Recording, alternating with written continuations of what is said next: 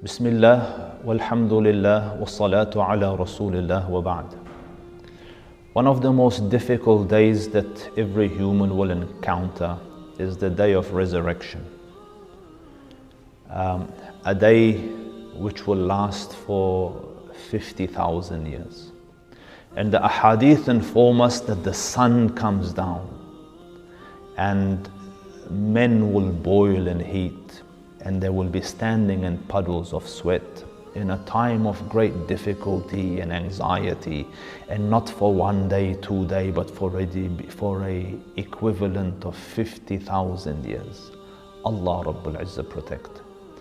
And that day of great difficulty and strife, heat and discomfort, there's 7 categories of people established in one hadith who will have the safety of being in the shade of the throne of Allah Rabbul Izzah.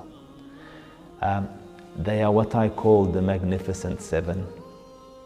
So the Prophet ﷺ told us, and the hadith is narrated by Abu Hurairah radiyallahu anhu, سبعة يظلهم الله في ظله يوم لا ظل إلا ظله. 7 categories of people will be shaded under the shade of Allah Rabbul Izzah, the day where there is no shade but the shade of Allah Rabbul Izzah. The first category, listen dear ones, Imamun Adil, a just ruler, or if you like, a just leader. Because although explicitly it refers to a ruler, but rulers are leaders. And in that capacity, each one of us are leaders in our own right. So implicitly, it refers to everyone that holds a position of leadership. And the hadith of the Prophet ﷺ, كلكم راع وكلكم مسؤول عن رعيته. Each one of you are shepherds and each one responsible for their flocks. So the president, khalifa, leader, king of a country, justice is a requirement for him, for a minister, and even for you at home, you who run a family. Justice is a requirement for you too, amidst your children and amidst your family. And may Allah Rabbul Izzah grant me and you the capacity to be just. And if a just person comes at the head of an institution or an organization or a ministry or a department or a country, Allah changes the affairs of that institution, organization, ministry or country. We've seen it in history. Umar ibn Abdul Aziz came, a single just ruler, and through him Allah Rabbul Izzah covered the land with justice. And in the ends of time, the ahadith tells us the lands will be filled with corruption and vice, and then a single ruler will come bent on justice, and Allah Rabbul Izzah will bring justice and goodness at his hands. So dear ones, aspire for justice in all your affairs. Move away from this ad hoc favoritism, whether that's at an employment component of life, or whether that's at work, or whether that's family, or whether that's your children. Be just. Inna Allah ya'muru bil adl.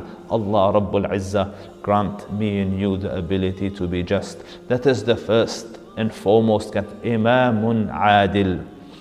وَشَابٌ نَشَأَ فِي عِبَادَةِ اللَّهِ. Second category, a young person who has grown up on the obedience and piety of Allah Rabbul Izzah.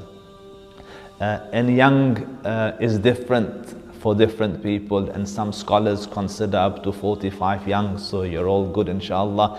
But to have routines in your day-to-day where you're in the obedience or in the worship of Allah Rabbul Izzah, before a time comes where you're old and frail, and then you regret not having spent your prime in the worship of Allah.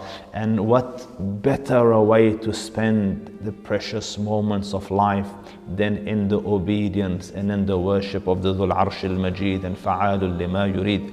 وَرَجُلٌ قَلْبُهُ مُعَلَّقٌ فِي الْمَسَاجِدِ. and a man whose heart is suspended in the houses of Allah.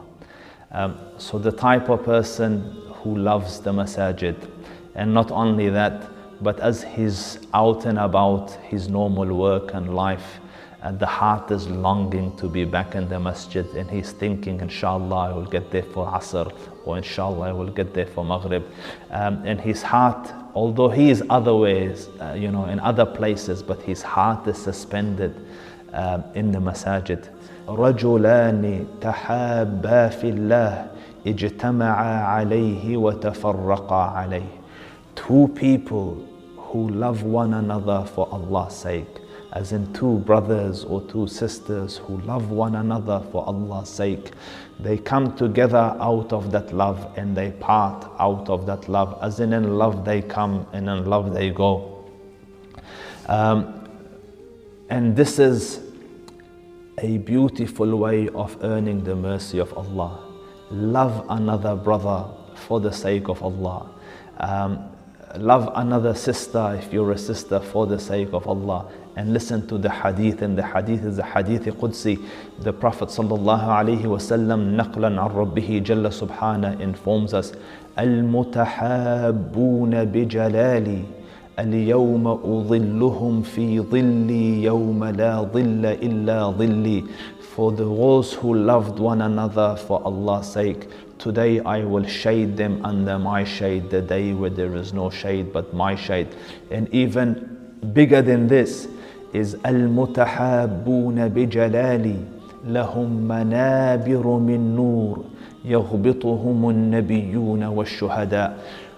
Those that loved one another for my sake, I will seat them on stations of light.